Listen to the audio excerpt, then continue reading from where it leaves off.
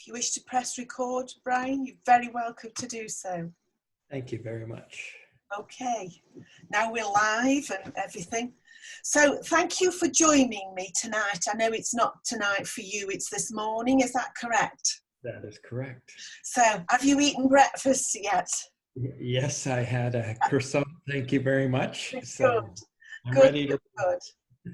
And I think it was a couple of years ago since you and Simon came to Longton, which I believe that was the first time that I met you. I knew about you because your name goes before you. Yeah. Thank you. Yes. So how your life within spiritualism or within the spiritual pathway has been kind of ongoing for quite some time now. But how did it begin, Brian?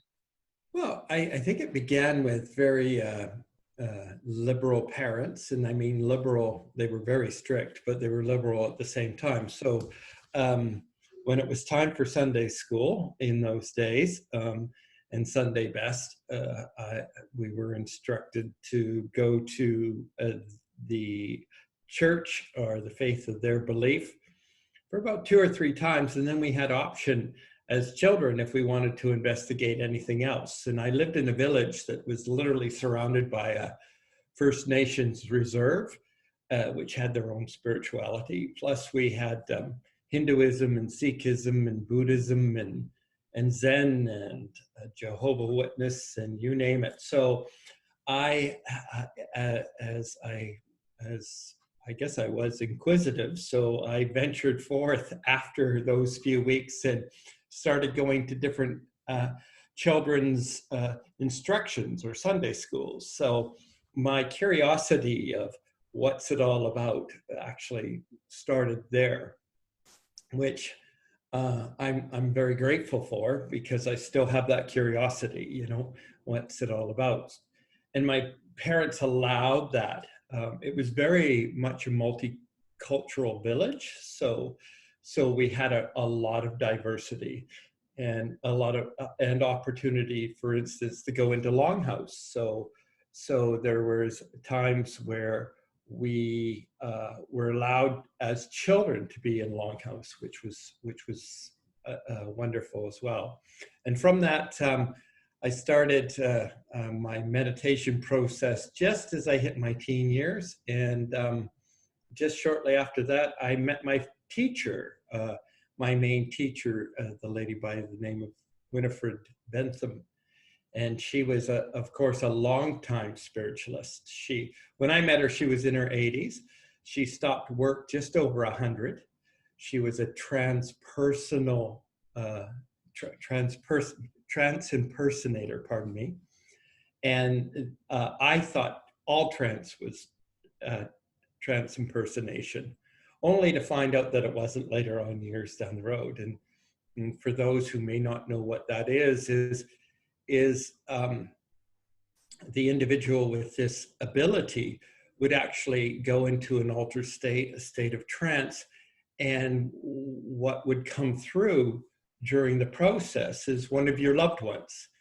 And your loved ones would actually speak the language, the dialect of whoever your loved one was, whether it was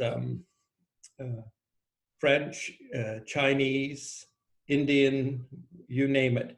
And this is coming out of a very 5'0" woman from Northern England, right? So actually who got her start in the same circle as Gordon Higginson's mother. So they sat together and before she went to Canada. So there was that connection to Longton many, many years before I even knew it. So, and we used to talk about it with Gordon's sister Hazel when we'd come and visit her on a regular basis. So that was kind of my start, and she was very, very disciplined and in what we did and what could be done, and the magic, the mystery, and the reverence of what we did. So it was a wonderful grounding, one that you never said no to, because once you said no, that was it. That was absolutely it. So when I got out in the real world, I realized that everybody didn't do trance that way. So, and as you can imagine, from somebody like Winifred, who actually had really no education per se and only spoke one language. And as she put it, I speak British. Or English, yeah. So which part of the north did she come from originally? Well, her father, which was actually a herbalist, amongst other things, in Lancaster, and then she settled in Stoke-on-Trent. Ah. And she actually worked for Lady Wedgwood, so she was in that area for many years before she immigrated to Canada. Right. And she had the privilege of having her first banana. She always used to love to regale the story when Lady Wedgwood gave her bananas. So, and ironically, 25 years ago, Simon, Sue Brotherton, a few others, we worked in Lady Wedgwood's home. So it was quite something. Which one? Because there's quite a few. I can't remember the name. It became a place, a course. So. Right. Okay. Yeah. There's quite a few properties that the Wedgwoods have owned, either working or was an actual home, and most of them were quite palatial. Yes. Mm. Yes. So they changed it into a retreat center. And so this was going back, we were doing workshops up your area during that time. So with Ann Kelly, I'm sure you know Ann Kelly. I know Anne, yes. I see Anne every week. Yeah. So through this means, obviously. Through this means, yeah. So. Yeah. Interesting. I think that might be, does the upper house ring a bell? That's it. It's the upper house. That's right. Yes, that's a beautiful place. Absolutely stunning. Yes. So when you very first started, I don't suppose you leapt onto the platform very quickly. No, actually, you never got on the platform very quickly with these individuals. It was years, and really, if I'm honest with you, I wasn't interested in the platform. I just was not really interested. If you actually dissect my personality, which people don't, and I don't talk about much, I'm actually quite shy. So I had to learn how to do this through my journey, because I just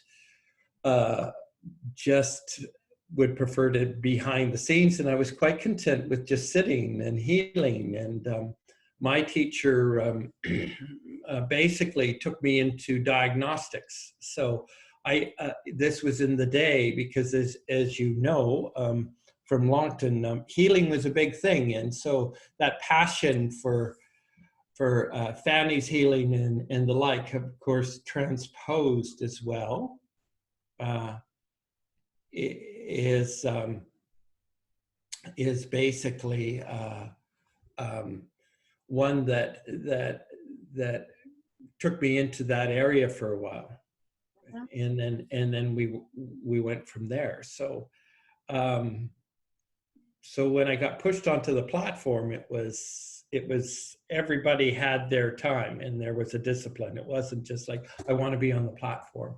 It really went that route later on. So, and I guess a lady who obviously was an extremely spiritual lady, a knowledgeable lady, you would have learned to love that aspect also of the philosophy, of the backstories to all of the different pioneers. And love it.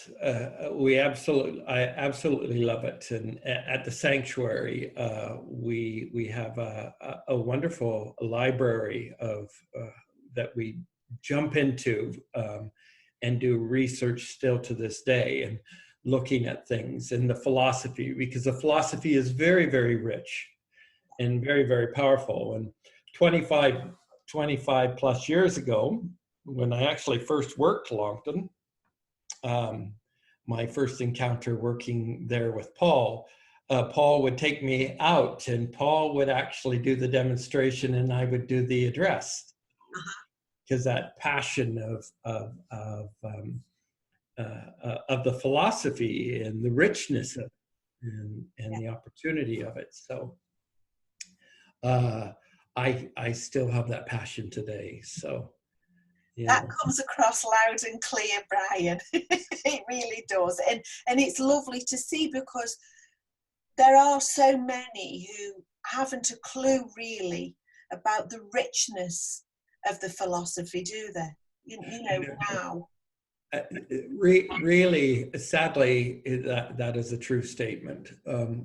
We belong to a history that has literally changed the world philosophically, and you don't have to take my word for it. I mean, some of the newer psychologies today actually are rooted in our tradition concepts. Everything from transpersonal to psychology to how actually quantum physics works. And I'll just say right at this point, I do not know anything about quantum physics. But I do know that it had to do with understanding consciousness, which of course is the understanding of mediumship. Because without understanding how your mind works, then how do we get to the greater aspect of mediumship and that inspiration? And so how they understood the psychology of mind really came from the philosophical structure that started to be built,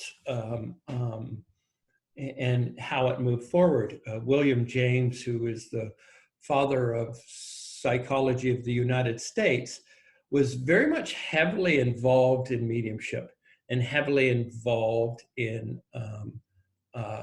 spiritualism. And we've got some literature archive work at the sanctuary to do with that.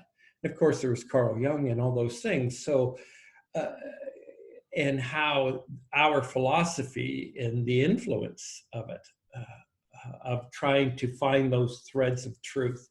Yes. Really, we've changed the world in so many ways for such a small organization. It's quite amazing. Influence, isn't there? Even when people don't acknowledge it or recognize it or even want to say there might be something there, we know that there is that influence there. Yes. Without a shadow of doubt. No doubt. And how does that work? I mean, one of the things about the understanding, even within the search of the understanding of life, if you like, it takes that inspiration and that creativity in all of us, all of us who seek a meaning of life for ourselves are here because of that desire of meaning. And one of the things that I love about our philosophy is on one level, it suggests on a level that there is no meaning outside of ourselves, that the meaning is within ourselves. And of course, what motivated us to this pursuit or this opportunity of being involved in the tradition that we're involved in. It really did empower people to embrace and own their own spirituality, the God of their own understanding. And just again, on a historical note, the coinage of commune with the God of your own understanding comes from the early spiritualists. And which I think we can be very proud of, because it changed the whole dynamic. It actually started a thing called Alcoholics Anonymous. Actually, the individual, Bill W., worked as a medium at Lilydale Spiritualist Camp in the United States.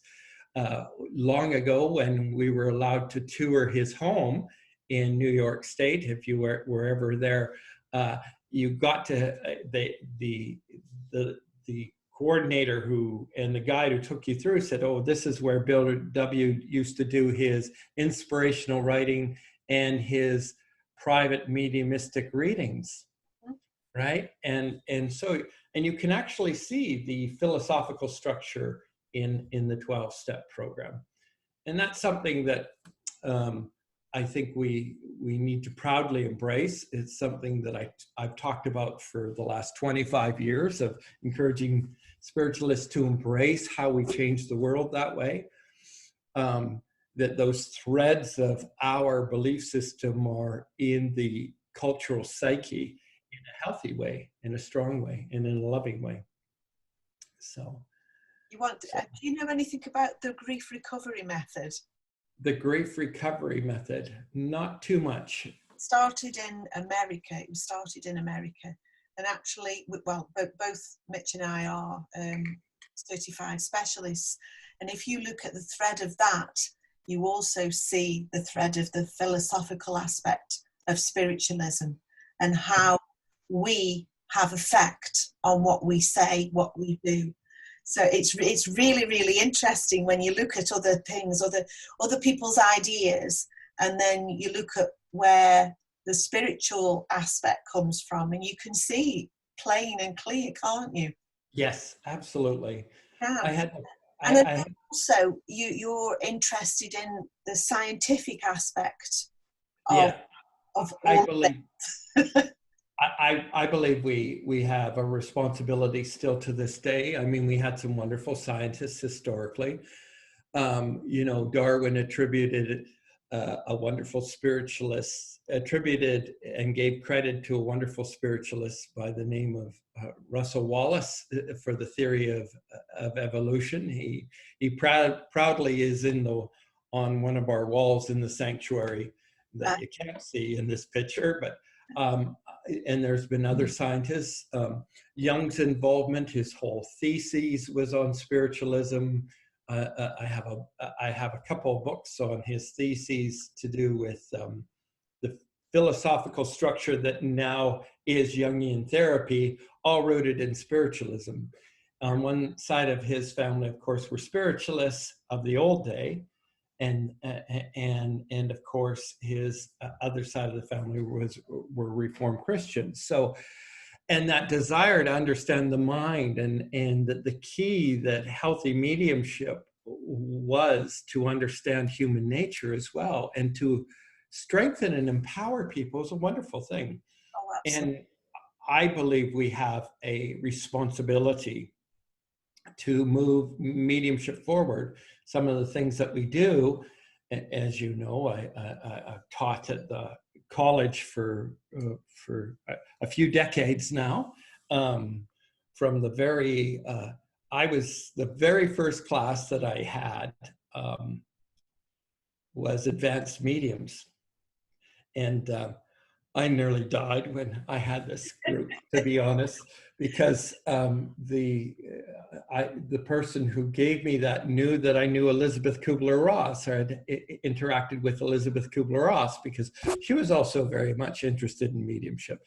So I need to take this class on death and dying. They're advanced mediums, they're working, they're professionals. And I think, what am I going to teach these people? I mean, I felt very green, if I'm honest, and I was sweating. And it ended up by the first session, there was crying and gnashing of teeth, because they didn't understand the psychological aspects of their own grief, right? And then sometimes the mediumship was the Band-Aid to the love that they have lost. And the importance to grieve is as important as love is. And it's the same depth. Love is the same depth as grief. So that was an eye-opener for me on my first week at the Hall decades ago. And And Out all these mediums needed counselling, did you? yeah, I didn't expect that. We're going to go into the grief aspect, but anyways, it was an eye opener. It was. I think she threw me into the lion instead of her. Anyways, so when was that? When did you start to go to the college to teach? I don't know if you were a student there. So 94. But I go back. I mean, I used to talk to Gordon on the phone way back in the late 80s. And I used to constantly talk to individuals of the movement that you will know names, Jean Bassett. Jean always, I can remember the centenary. She says, Brian, you must come and you must bring as many people as possible, to the centenary in 1990. So I've been around for quite some time within the movement, and also a member of the SNU for that long as well. And so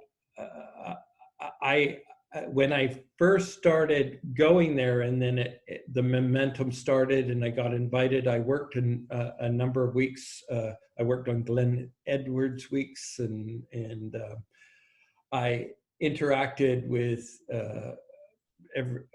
quite a lot of tutors, Mavis Patilla, Simon James, Sue Brotherton, Coral Polds. Coral used to come here.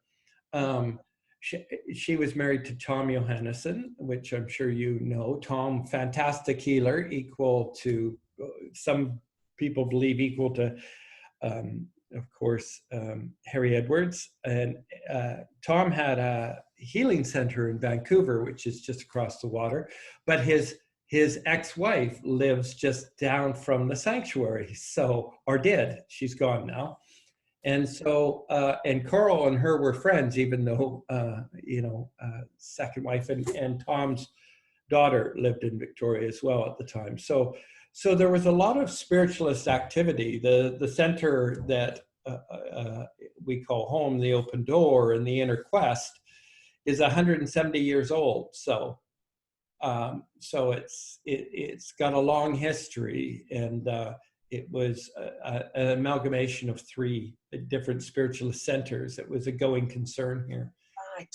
Most people don't know. So, and Coral used to always tell me that she always tried to get Gordon over, of all things, which would have been interesting, because of course Winnie knew of him, which I never knew until she had passed, because of the connection to Fanny and all those type of things. So when I started coming over more and more, I just came mostly to serve and demonstrate and teach and all those type of things. And it was Sue Brotherton who actually, when I first worked at Longton, which was 95, she turned to me, she says, now you've done the Triple Crown.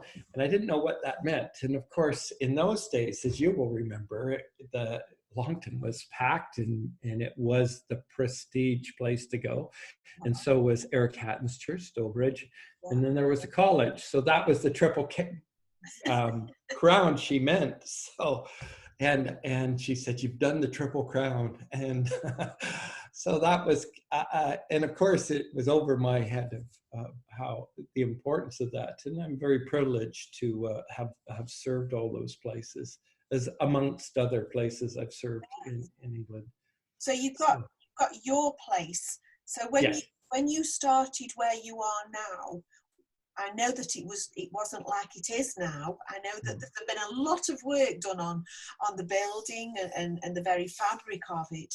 So what brought you to where you are now? Well, I was still in my study of diagnostics at the time. And I was not allowed to go to the Open Door. This was the day when the teacher said, jump, you went how high and for how long, and you did it, period. And so we had a client who flew in from some part of Canada. There were clients for diagnostics in those days from all over the world. Anyways, he was my first, I remember it very clearly because he was my first flying free one, meaning that the people who were overseeing my diagnostic ability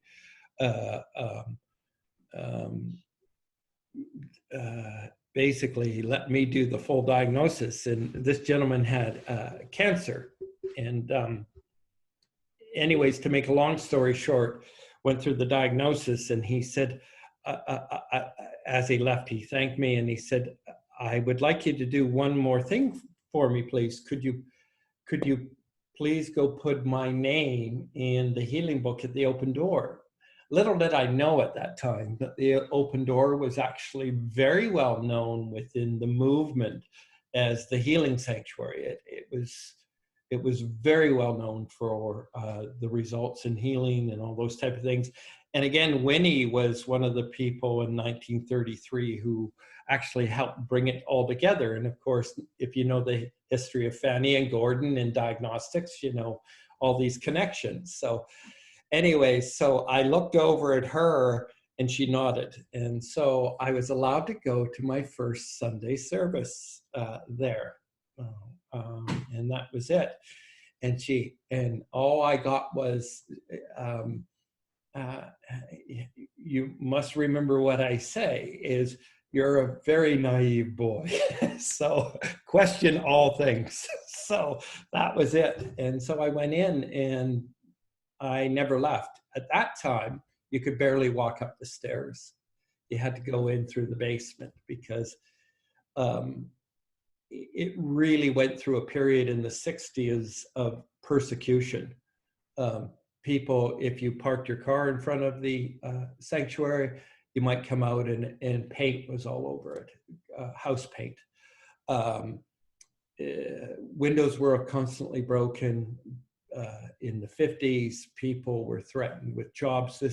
During the time in Victoria, it was a very much a conservative religious city. So people were literally said, well, if you go there, you might lose your job, that type of thing, which of course you could take them to court today, but back then it was pretty bad. So it went through a deterioration.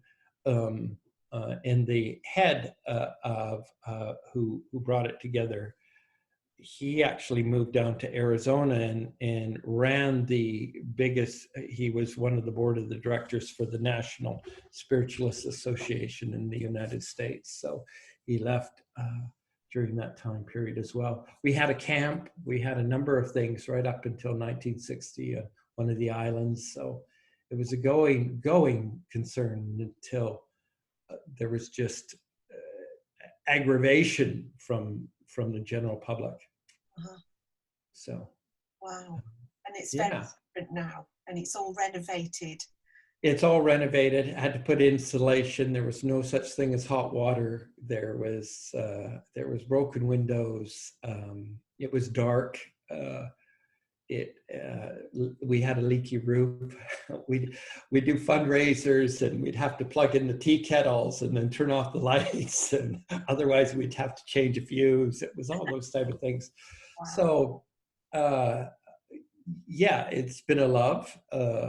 I love community. Community is everything, and to me, and I was brought up that way, but also just the fact that community helps create change in the world, and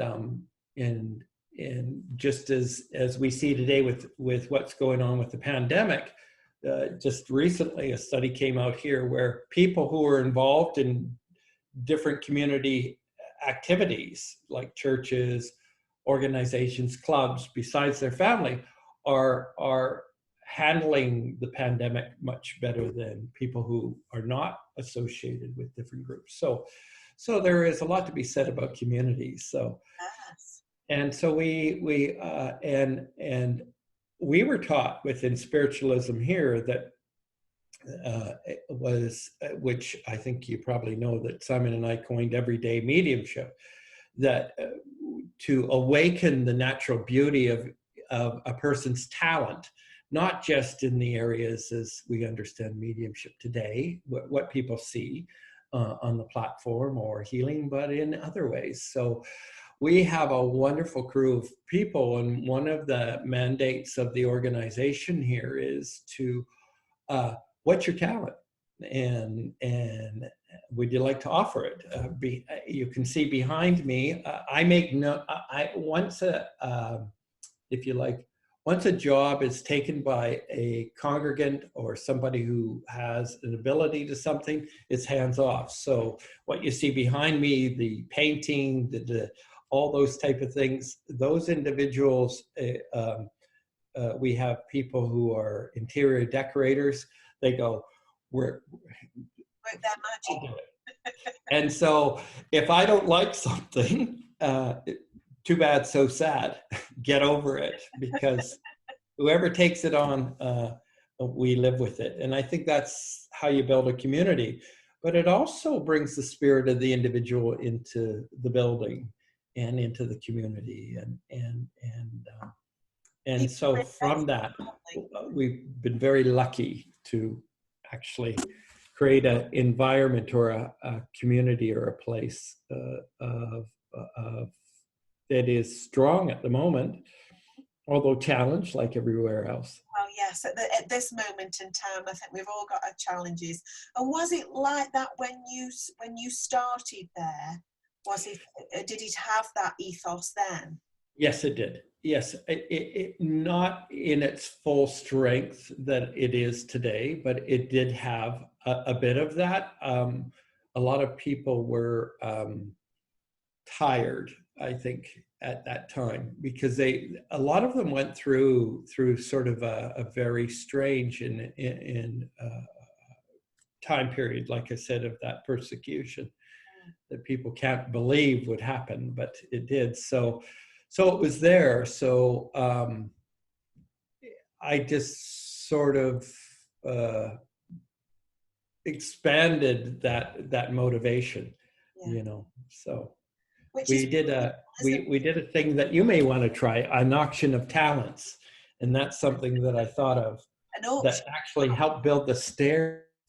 And you just auction off everybody's talents. And we had people from barbershop quartets to selling peacock eggs to people who came and cleaned homes and cooked and stuff, and it auctioned it off. And that's how we built the stairs. Right. So we could go up once again, come through the front door. So it was talent that did it. Ideas, wonderful. And also the fact that people are working within that building, and then they become a part of that building because they've invested themselves in that, haven't they? That's right. And if you look at our history of spiritualism, that's what people did. You know, you even look at the bigger camps in the United States and in Canada. When they were there, they invested in the community, and the community embraced that. So I believe that is an aspect of our ethos of spiritualism that in some areas got lost. It got lost for a lot of reasons, you know, as you know. So yes, I think the law in the UK certainly didn't help. No. Now the law has changed, and we're now seen as a form of entertainment. That's right. I think that's the worst thing to happen. I would agree with that. Sadly, you know, I would, and people know this, anyways. But I used to save up my money to go to Stansted to work, because it was at a time where there was a struggle at Stansted. You know, I remember having to clean the kitchen before the kitchen is the new dining room, because there was a struggle of keeping it together, you know, and we would stay on and clean.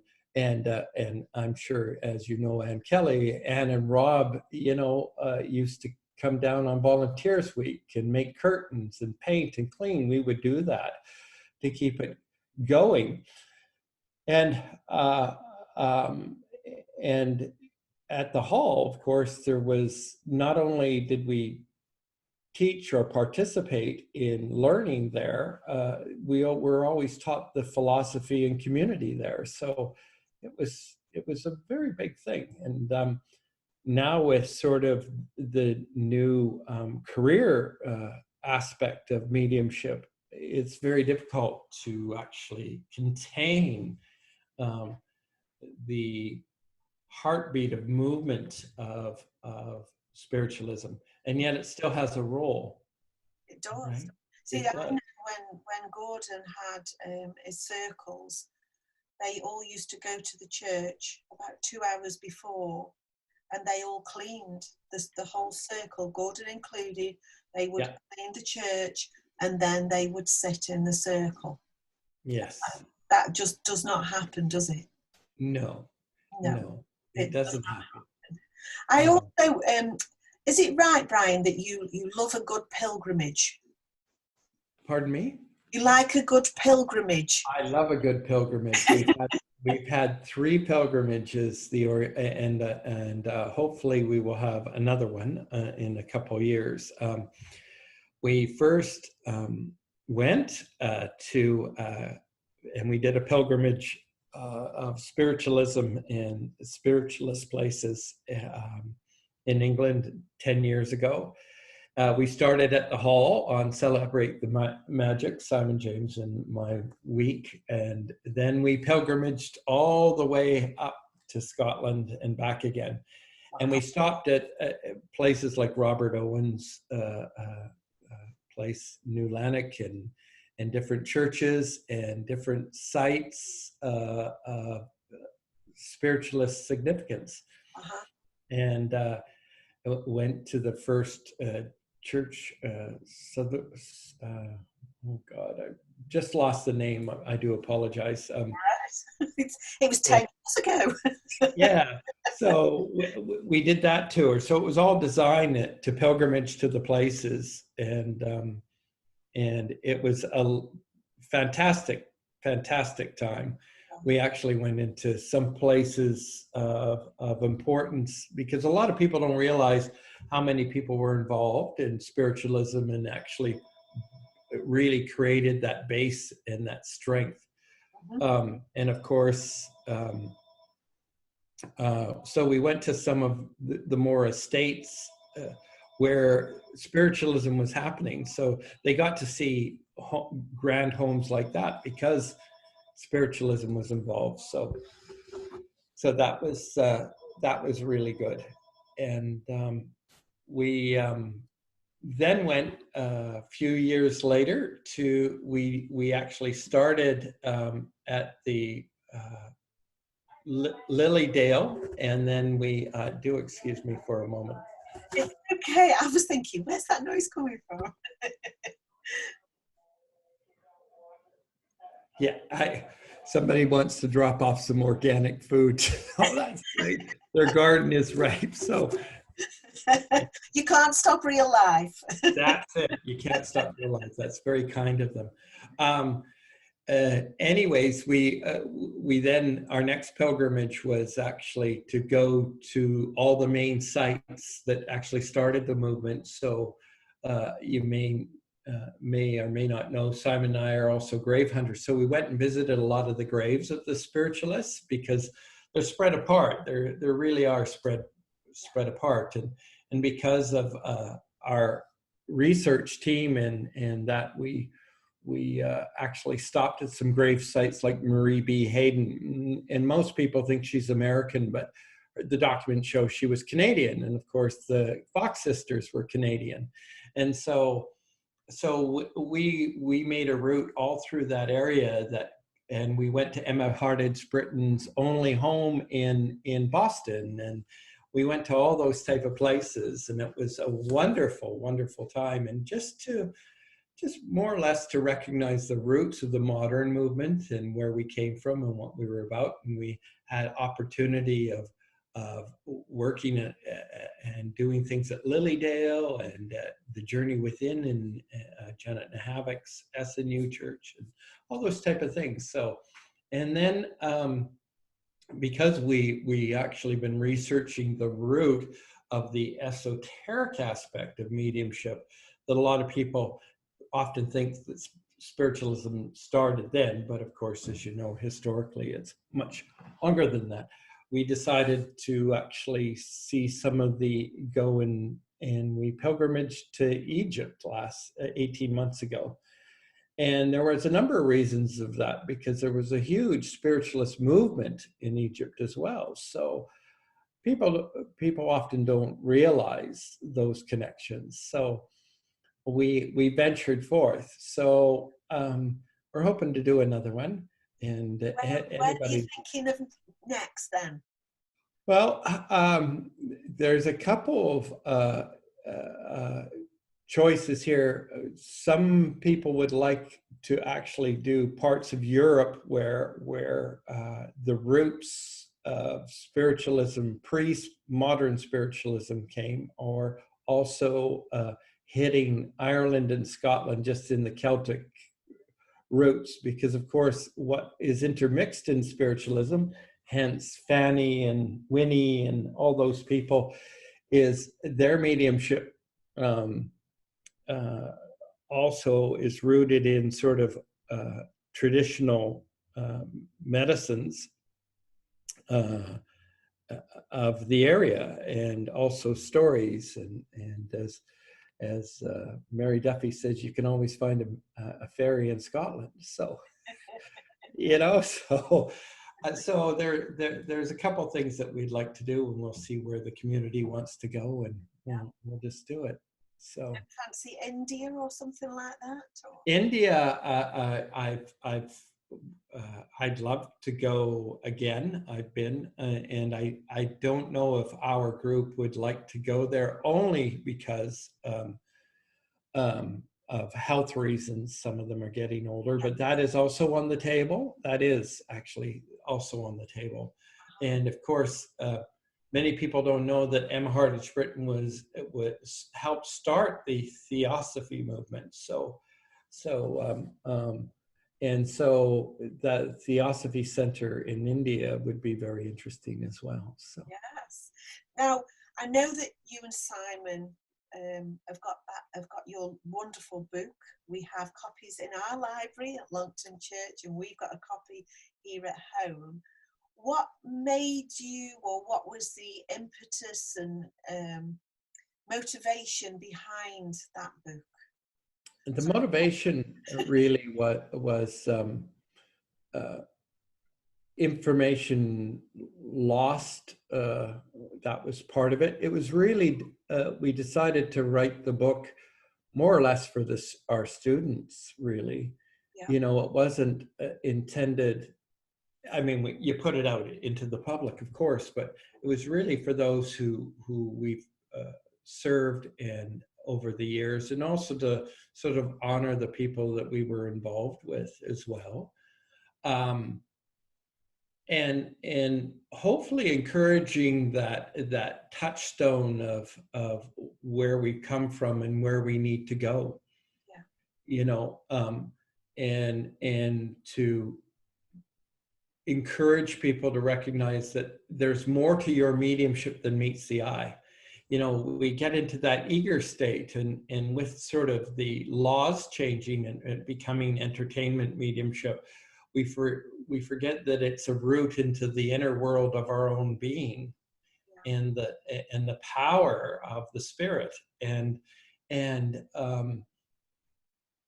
we felt very strongly that it was important to remind people of the power of the spirit within, and also the different historical aspects that come out of it. And there was also a concern that we were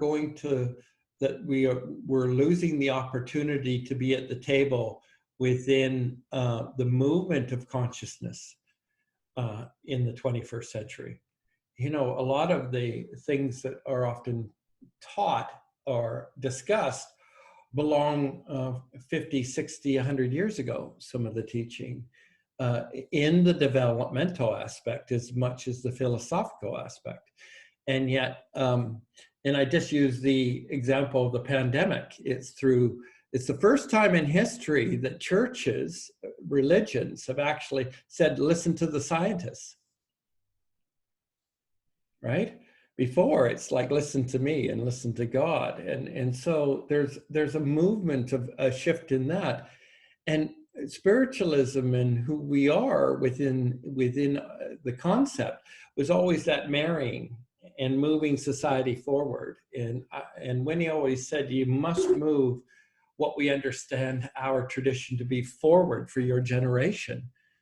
You know, some of the things that I know will no longer be true when you mature in this, as she used to put it. Right? And I find that to be true. And so we're not at the table at the moment fully with the consciousness movement. And, you know, and when I use the example of the pandemic, you know, when the plague happened, you know, the churches and the people who were looking for an answer of the reasons why, besides God punishing, they basically blamed it on the stars. It was the alignment of the universe that created the plague, only to find out that it was a flea on a rat, right? So again, that perception of power shifted with the sciences to understand that the plague was caused by a flea on a rat. And I use that analogy because we're in the same situation within a mediumship, within the philosophy of spiritualism. We must move it forward because the consciousness discussion is happening now. It's happening now. And when I again, I mentioned earlier about quantum physics, and I know nothing about it, but the only thing I do know is it sits on the foundation that consciousness is outside of the body, that you, who you are, is outside of yourself.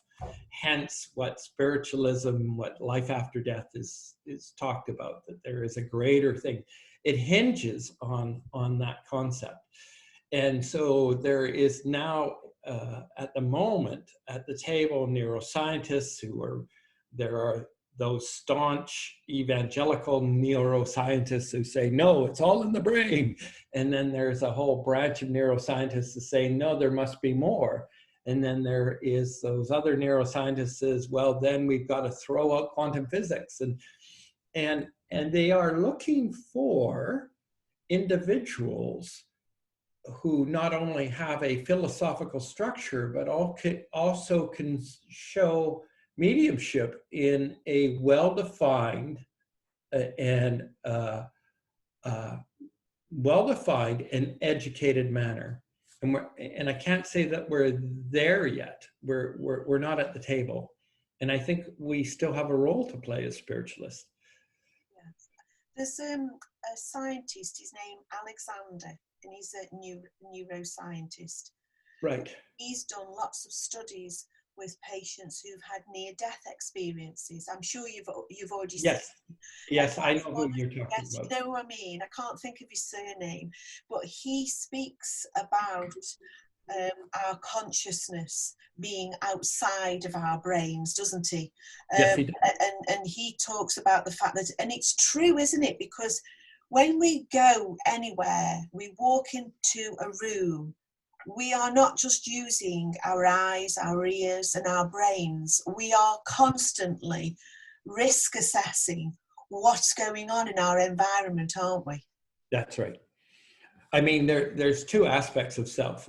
And again, some people feel very uncomfortable about this. And again, it's just, I use two aspects just for explanation. We've got that animal nature that has to look at the risks assessment. Are we going to be eaten? Are we going to be hurt? And that also includes the mental, emotional aspect.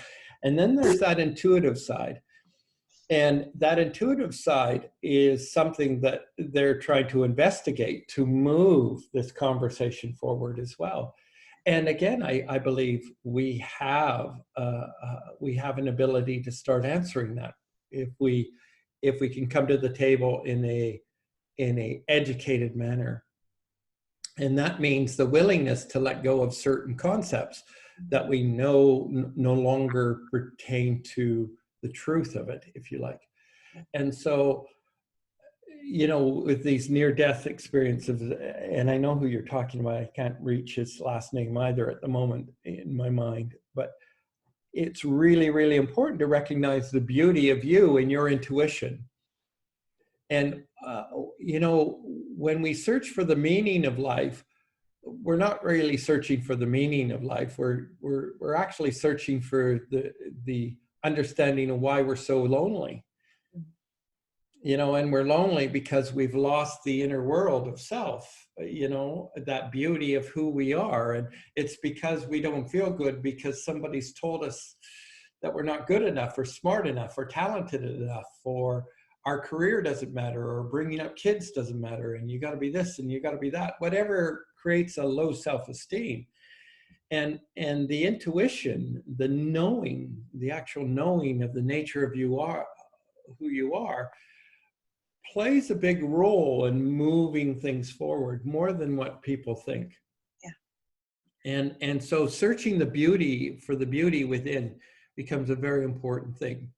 Yes. You know, and those, that animal nature and that spirit nature, that soul nature becomes very, very important for those on a spiritual path, you know.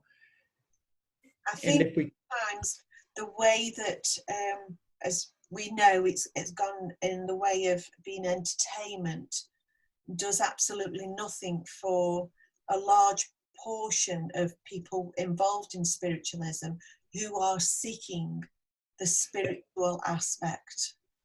That's right. And we're also losing an age group at the moment. If you look at the demographic of 18 to 25 and what they are looking for, we're missing. We have everything they want, but it's not packaged properly because we're focused on the entertainment factor of mediumship, and they want spiritual, not religious. Yeah. And the spiritual, not religious movement actually came out of spiritualism. The terminology New Age came out of spiritualism, you know, all those historical aspects. So we are at the threshold where that age group is searching and looking for other things. I wrote an article, a paper recently, and I was doing some research, and just briefly, and it was a professor in the Netherlands in 2010.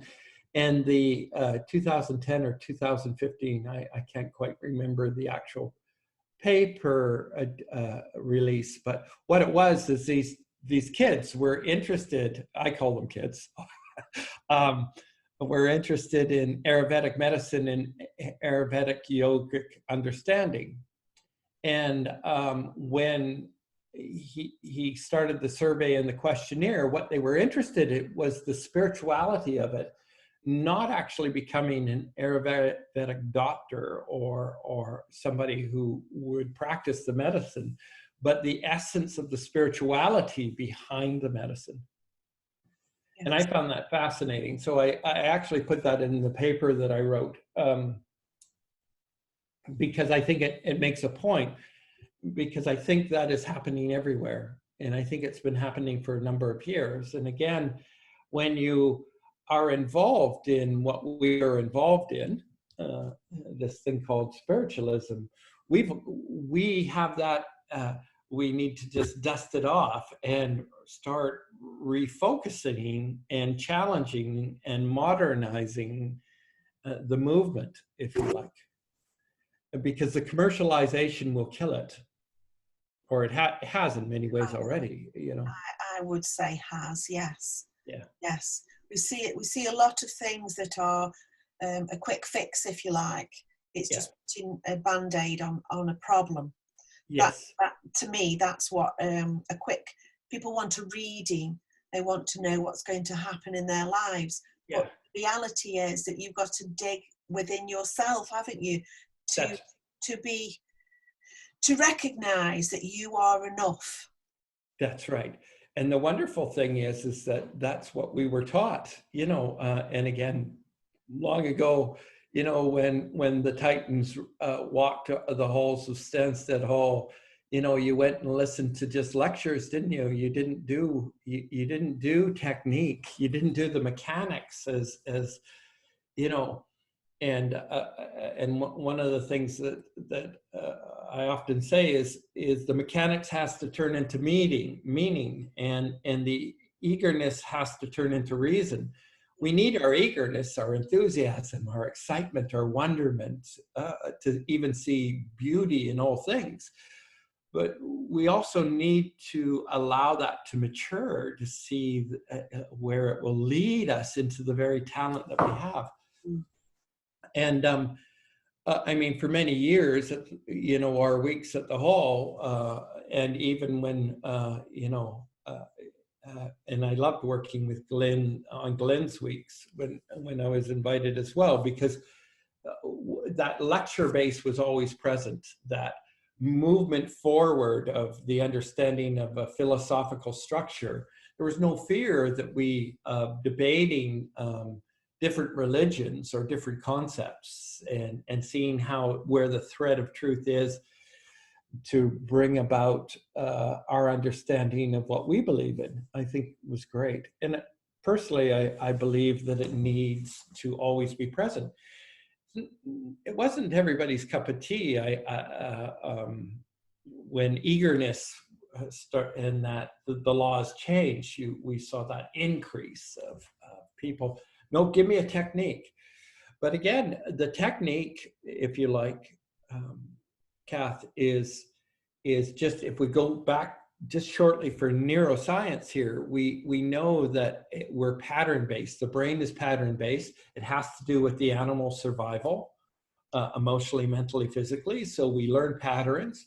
Your first pattern is your breath. You will change your breath within the first few months of your life to the rhythm of your parents' breath. And we know that through research. You still belly breathe, but you actually change the rhythm. And anytime you come to church and you sing, you actually harmonize with the breath. And that actually reduces stress, studies have shown. Now back to the neuroscience and pattern and mediumship. So give me a new technique. It's just like driving a car. You learn something new and it's a wow factor. And then eventually, subconsciously, that pattern goes out of the conscious psyche and you naturally do it. If it does not sustain itself, then that's oftentimes where people in mediumship go, oh, I need another technique. I need another thing to get more information. So gimme, gimme, gimme. So all of a sudden the gimme, gimme, gimme, you go to 15 different people to get a new technique because nothing's landing.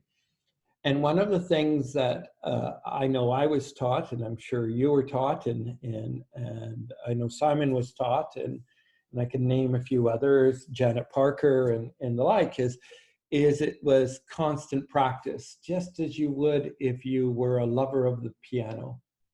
Yeah. You know, to get to that point of being a brilliant pianist, you need to practice that song over and over and over again. And it's no different than in mediumship.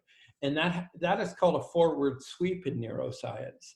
And the forward sweep becomes what is called an eye tag. And an eye tag is actually a memory that is just lays slightly behind in the subconscious to allow the information to come forward into the frontal lobe.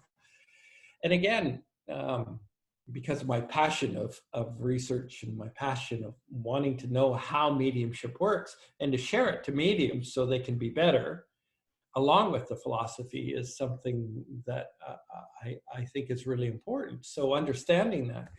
And so running around in that eagerness and you know, I know Paul will attest to this, I'm sure, and Simon and others. You know, Paul is brilliant at teaching, but he will work those techniques to get people to shine and, you know, get to it. But it's pattern, and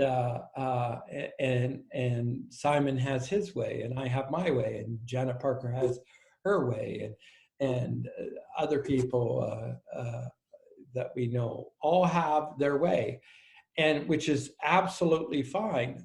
But what it is from the techniques we showed, you need to find that uniqueness as well. You know, that uniqueness of because it has to work with your personality and your nature, and then you will shine. And so today, not only myself, I'm, you know, the people that I've mentioned and other people who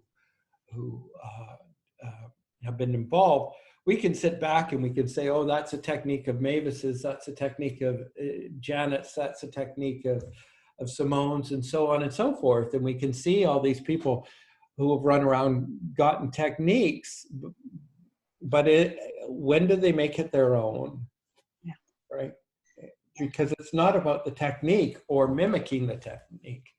It's integrating the technique. Yes. And we've got to work with that. You've got to be you've got to be you yourself 100% of the time, because you can never be anybody else. That's you right. are you, and you'll always be a poor second to anybody else's pure personality, and that's just as it is. That truth has never changed, has it? No, it has not changed at all. And Simon often discusses that Gordon always encouraged, you must be better than me, and you must find you. And it's not technique. It's not technique. No, it's about us and who we are. And I'm sure you've heard many people, I get, well, you see, my mediumship doesn't work like that. I'm unique. I'm different to anybody else. Yes. Mine doesn't work like anybody else's. And I'm sure you've heard that 1,000 times. Oh, yes, easily 1,000 times. And again, we cannot, in all due respect to that comment, we cannot change how the human brain works. And our job really is to understand how that functions as teachers, more so now than ever before. And again, I think people who have a passion and like yourself, running circles and working with people at Longton, you know that you're there to help them get to the point of self and that beauty and that talent that they have. And but when you're up against, well, it works this way. It for me, I'm unique. You're really hearing, I don't want to change, or I can't do that. It's usually one or the other. Yes. and I, you know, one of the things that I often say to myself, as well as many people, is one of my mantras from my other teacher, Ray Willem, was you can have as many fairies in the backyard as long as you know that you put them there. And once you know that, then you'll find the real ones. Mm-hmm. And really, it's what he was saying is let go of perceptions that are holding you back. You need to find that strength to go, okay, you know, there are many of us in this, including you, I know, who we believe certain things 20, 25, 30 years ago about spiritualism, about mediumship, that we know no longer apply. Yeah. And from that, we not only need to have the courage to let them go, but we also need to have the courage to say that we've let them go. And, you know, we know this now, right? Because really, mediumship is a form of psychology. Mediumship is spiritualism is spiritual science in the form of psychology. It's an empowering belief system. And that's a wonderful thing. And the more we understand how the world changes and how we understand human nature, then we too, as mediums, as spiritualists, need to move forward and let go of the fairies in the backyard. So in 2020, in this time of uncertainty, and there's a lot of stress out there for a lot of people I know, Yeah. How are you dealing with your days? What is Brian up to on a day-to-day basis? My days usually start around 10 in the morning, and they end anywhere from 1:30 to 3:30 at the moment in the morning. Um, there's a number of reasons. Trying to get the organization healthy and strong, the people connected to it, doing our very best to make sure that each one is connected to somebody. And we're over here in Canada, we have a term called caremongering, so versus fear mongering. So I, during my day, I also take responsibility of feeding and taking care of 4 people in my bubble ever since it started. They're elderly. Well, one's elderly and 2 need, a couple of them need it's just better that people do things for them. So I am chief cook and bottle washer for that, and I do those type of things, answering emails, creating programs, research, all those type of things. So my days are pretty well 7 days a week. Yeah, cool. Yeah, they're full. And I also, because I'm very much interested and have been for a very long time, of reaching outside of our known spiritualist community around the world, I feel it's my responsibility to seek touchstones outside of spiritualism, of likeness, and get them to the table. So, and we, the Open Door had the largest spiritual care community for the hospital district here for a number of years, until there was a bit of evangelical challenge with that. And now the hospital district now hires pastoral care. But we had the biggest volunteer section. So even before COVID, there was daily hospital visits and stuff like that. So I have a busy time juggling a number of balls. Plus, I just did my first distance wedding. Wow. Yeah, which was beautiful in a field. It was great. So those type of things. So Amazing. That yeah. was, it was an experience of a lifetime. Yeah, it was. It was a lot of fun. Were you given any cake? I didn't have any cake. What they did was they made miniature cakes, or cupcakes, I guess you'd call them. And so they allowed the guests to, there was sort of orders for different flavors and different gluten, non-gluten, no egg. I know you said about researching and writing. Are you writing another book? I really, not at the moment. I think I'm more interested, maybe some of the notes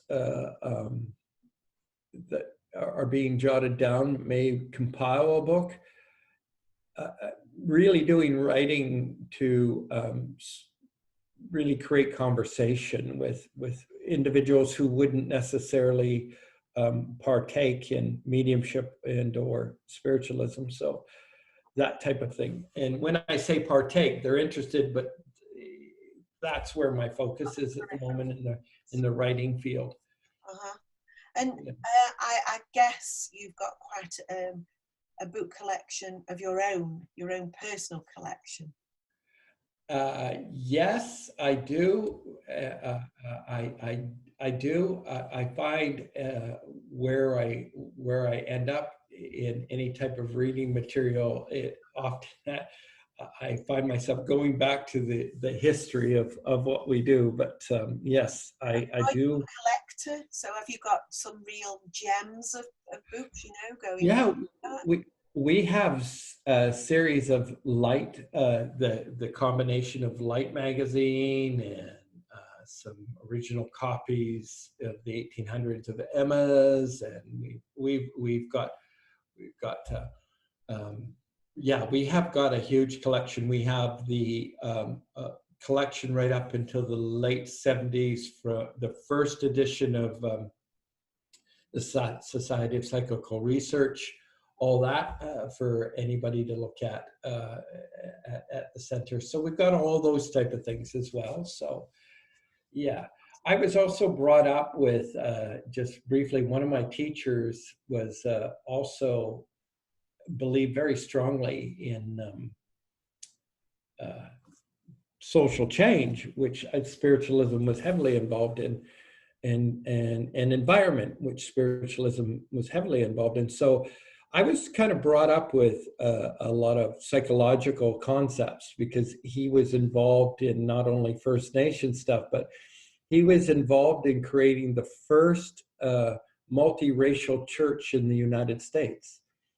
And in their basement, they were doing psychedelic experiments back in the 60s. And he was involved to be one of the, I don't know if you heard of the perennial philosophy and Huxley and all those type of people. They were basically mescaline LSD folk. And, you know, that whole movement that now is once again come back into the forest of what the kids want to do to find spirituality. And he was one of the government experiments themselves. So, and he was also involved in, he was at the table participating in the creation of Greenpeace. So this everyday medium who I was under also was an individual where understanding the inner world was very important, and understanding and encouraging all of us to learn how to love well and be well. And again, I think that is something that we all need to do. Yes, we do. We do, definitely. And within this movement of ours, this spiritualism, where would you like it to move towards, or do you feel it's on the right track? Well, to be honest with you, my concern has been for a number of years, which I've vocalized everywhere I go, is that historically concentrated religious movements, if they don't make it past the 200-year mark, they won't make it. And that is a concern because I love where we've come from and who we are and what the root of it is. The medium's philosophy, as I sometimes call it. I feel that we need to get back to the medium's philosophy and to bring it up to the 21st century. Otherwise, we will die. We will die. I do believe we need to look at our history and realize that we were environmentalists. Our children were environmentalists. You know, you just have to go into the history books of lyceums marching in Birmingham over pollution and a number of things in education. I believe we need to get back to those which we do in our center. Ecology is really important.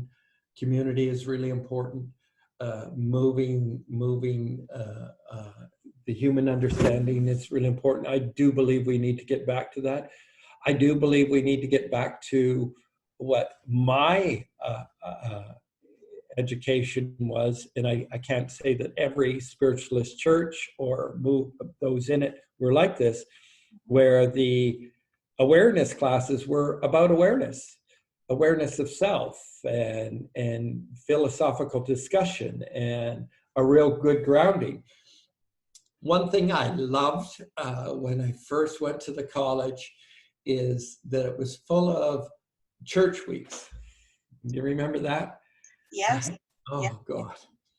And so, you know, and we would be in the large, you know, we would take our tea in the large gallery, and people would smoke back then, and we would discuss, we would communicate, we would laugh. But everybody there, 90% of them or more, had a grounding in awareness of self at various degrees, at various awarenesses, which didn't matter because there wasn't really any judgment, so there was various degrees. Wonderful. And so, we could laugh together at tea time, and we could be in class listening to lectures. We could do all those things, And I believe we need to get back to that philosophical structure that actually enhances the medium and that enhances spiritualism and moves us forward. That's what I dream. So. Dream. See, I know that our experiences, our life experiences, form our truths as well, don't they? So naturally, as we progress in life, as we develop in life, our truths to a certain extent will alter somewhat, won't they? But yes. The truth that was, light, nature, truth, which those three words are on the emblem of spiritualism, they've changed, and it's about entertainment, it's about giving people what they want, it's about taking money for things that are nothing to do with spiritualism. I've got no objection to people earning money, but it seems to be so far removed in some areas than so for me, you said about the truths change, but some of them have changed and become a lie, haven't they? Yes, absolutely. I wish I didn't say yes, but yes, that's very true. And when it becomes about the money, then we're in trouble of losing what the pioneers worked so hard for us to have freedom of owning our own experience, freedom to have our own relationship with the Creator, how we see it, freedom in the sense of moving society forward and embracing all religions, creeds, colors, sexuality, all those type of things, that it has become entertainment. And it's very difficult. I get a lot of emails, or I've had a lot of emails, and I know Simon has, and I know Janet Parker has, and a few others, where, a person who wants more information about their mediumship, but meanwhile, they've gone to everybody under the sun's mentorship group. And why are they coming to us for more information? Why aren't they going back to their mentors? And why do they have 5, 6, 8, 10 different mentors? Mm-hmm. I don't quite, I know that's brassy to say, but really it suggests that what they're being taught is appropriate, is to find technique and movement for this commercialization. And they want an answer for because they're stuck in their mediumship, and they not getting the answer from their original teacher, so they move and move and move and move. And I think that's become a huge challenge, because innocently or deliberately, which I do not know which one it is, this system has been set up, and people are going through a multitude of teachers. I do know when I was growing up, if I dared went to another teacher, I would have never seen my teacher again. I know Simon will attest to that as well. When Gordon said no, it was no, and you didn't even think, in my case, of veering from that decision, as much as I wanted to at that time. But I'm grateful that I didn't.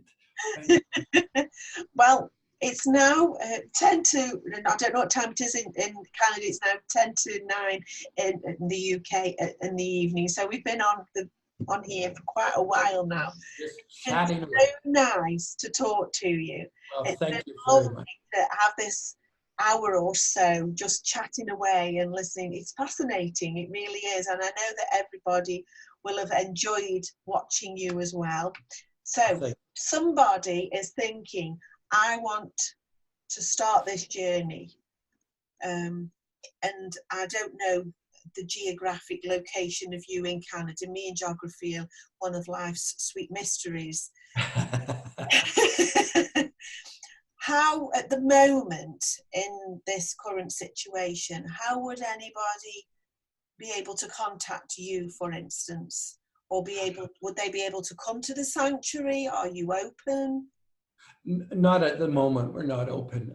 We're just actually in the middle of starting to reorganize the website for those who have an interest in what I and Simon and others do. We have a few online things already. We're not online, but at the center we actually have a lady who is actually in a lineage other than our own. She's Hindu and she is from India, and she's actually teaching traditional chakras. You know, it's not a weekend situation. It's sort of the real thing. It's the real authentic awakening the chakras that takes a number of years and actually is involved in movement so as well. So we got that working, and there's going to be a few more online things as we come down the pipe, and they can maybe, if they so choose to, they're welcome to follow or the Inner Quest Foundation site, which will have more things that myself and Simon James will be doing amongst a few other people. Yes. Well, it's been so nice. Thank you so much, Brian. Well, thank you, Kath. Enjoyed it. I hope you've enjoyed it too. Thank you. Thank you. I have immensely, and I want to thank everybody for being here. From Facebook now. So goodbye, Facebook. Thanks for watching. Bye. Goodbye, Facebook. Thank you for being there, and thank you all. So you can stop recording if you wish.